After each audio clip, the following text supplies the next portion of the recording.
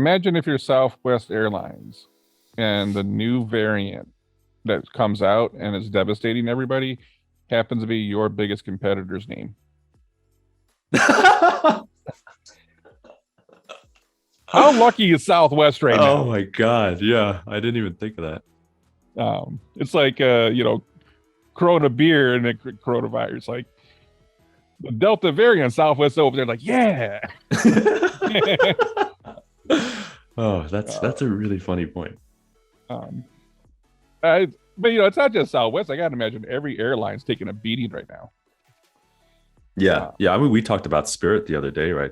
They've been, I mean, they're dealing with some other stuff, but just seems like the airline industry in general is taking a beating. You're right. Slow down. I mean, it seems like a lot of people are traveling, man.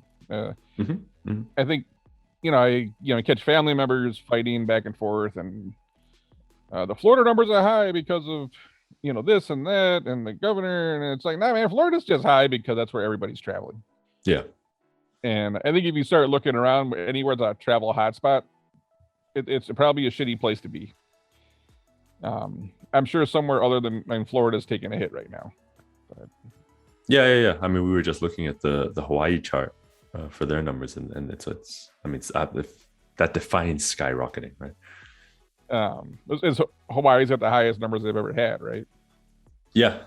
Since Exactly. I mean, it's since higher COVID than started. August. Yeah, exactly. It's almost Yeah, nearly double. Yeah. and I know a few people that went to Hawaii this year. It's making up for last year. Everyone I know went to Florida. If you had kids, anyone I know that has kids has gone to Florida this year. Yeah. And it's just one of those places that Florida's screwed. It doesn't, unless they lock down again, everyone in the country and probably other parts of the world are coming to Florida and bringing the virus with them. And there's no way out of it if you're a hot travel area, right? Yeah. Oh man. So the problem is you go travel to Florida, and then Florida gets beat up with the virus, and you start bringing it back. So you're now an exporter of the virus because you go down to Florida and you get it, and now you're bringing it back to the rest of the country. Yeah. Um, I just can't imagine that any airline's going to be booming here in the near term. I don't know. I'm not seeing the proof, but I could have swore they got quite a bit of bailout money. Yeah, the airlines for The sure. airlines did. It's national infrastructure, right? So I'm assuming they're positioned to be a lot worse off if they didn't get that cash, but it's a massive organization to try to keep running, and you also want to keep it safe, right? Like, I don't want to be looking out that window thinking, is that a new mechanic? Is that a new mechanic? Like, I don't want to feel that way. I want to feel like I'm safe right now. And Yeah. airlines is one of those. It's not one of those places that, it's not the car dealership where if the guy screws your engine up, then the worst case scenario you break down the side of the road, right? It's just not an industry where they can really skimp. Yeah. Yep. I It's true. Oh man, it's going to be a roller coaster. And now I want to go look at Delta stock. Go look at that. I'm gonna go look at that later. Yeah. Well, what I think the reason I wanted to chat about this one, James, is because airlines are typically kind of the primary. If you look at kind of like primary demand, so when people stop traveling, it typically hits the airlines first, and then there's downstream effects, right? Like hospitality in these places is probably gonna suffer as well, and then you get restaurants and all that stuff. And is this the start of what happened kind of in March, April, May of last year, where we just see not a lockdown, but like just this kind of like hurting of businesses again? Because the last few months definitely have been kind of an uptick in business for airlines and things for sure. I mean, this could be the first sign.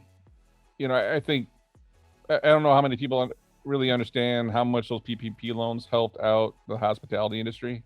Yeah, great point. If you pulled those loans out, I don't. You probably would have been lucky if 25% of all hospitality is standing right now. Yeah. Yep. That stuff really propped up everybody. And what a lot of people don't know, you could have done round two. I think you could have got almost as much money, maybe the same amount of money as you did in round one, if you were continuing to struggle. And I think that just expired not too long ago.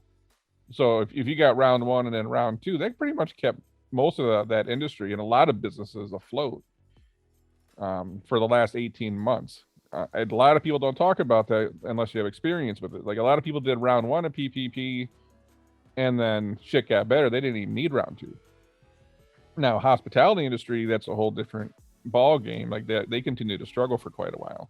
So if you got 2 rounds of that, you're not in good shape, but it kept you alive, right? And you realize how many places still went out of business even with all those resources. So if you could imagine what would have happened without that, this would have been worse than the Great Depression. So you made it through that, but now those loans have dried up. And now it's kind of, you got to go back to business. So now you're telling me that, airline travel is going to slow, and then hotels are going to slow, and then restaurants are going to slow, and then there's no funds coming to help anybody? That's a little concerning. I'll give you one positive, though.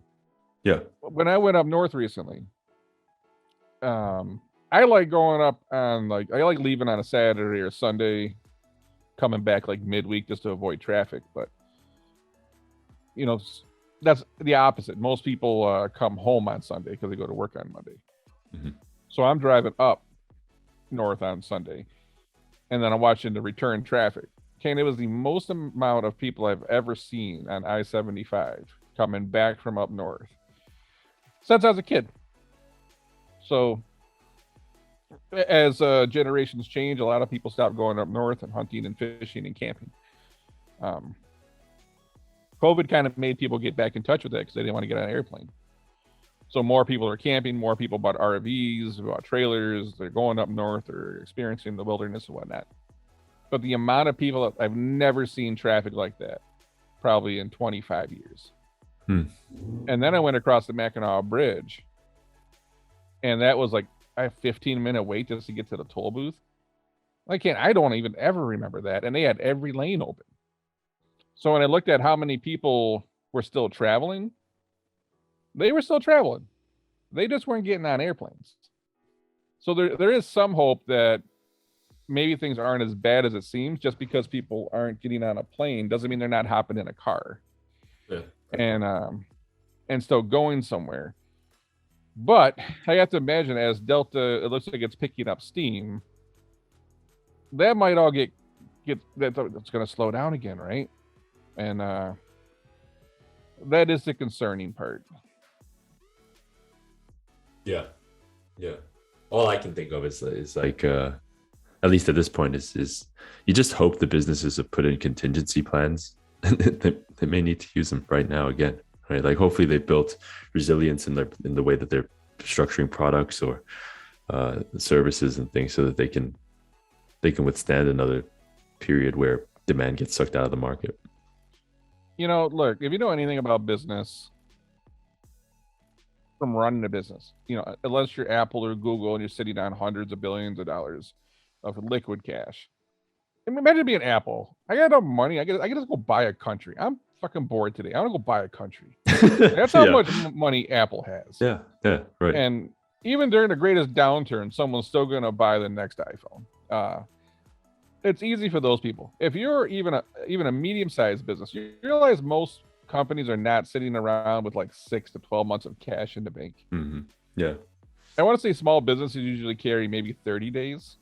They might have AR, that they got enough AR to last them a long time, but cash in the bank, 30 days, 60 days. And a lot of that just got wiped out last year. And then things have not really, taken off to the point to where they could recoup all that. So I'm not sure a bulk of American companies right now are sitting on, extra capital to really deal with the next downturn. Because we know small businesses lucky to keep 30 days on hand as it is. Okay, that goes. Yeah. That's two payrolls. Yep. It goes boom. You snap your fingers. That's gone. So yeah. Big companies, a little bit, different story, or the large companies that can, raise money and get different access to capital. But you try getting access to like credit lines and stuff in a down economy, and you're a small business, any small business owner laughs. Like, good luck. Yeah. That's why you go shore that stuff up before the next downturn comes.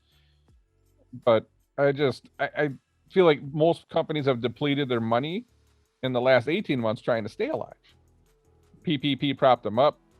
They trimmed down. They did the best they could.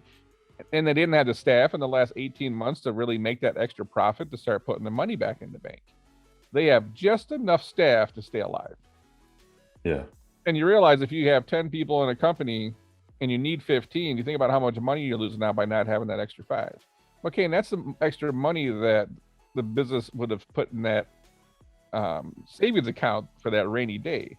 Yeah. Except they've not had the staff to make that extra money. So I don't feel real comfortable with where we stand as an economy right now. It's great when everyone's got money in the bank because then you can survive the downturns. But if we hit another downturn and they want to do more PPP loans and help out companies, and I think, people will get through it. But I don't think a lot of companies, even good companies, are sitting around with that extra like $50 million to deal with the next downturn. Right. Right. Interesting times for sure. Without a doubt. But what's the next, like, Corona helped out the beer industry, and then helped out Southwest, and it's what's coming out next. Pick an industry name. That starts with the letter E. It's something now. The Pepsi virus is going to come out and Coke's going to boom. Yeah. Like, it's comical. But I don't have a whole lot more interesting to say on this one. I think it's everything we already know. Yeah. And it's that reality that we really don't want to think about. But let's just hope the shit goes away and we can get back to life at some point. 100%. All right, I'll catch you then. Thanks.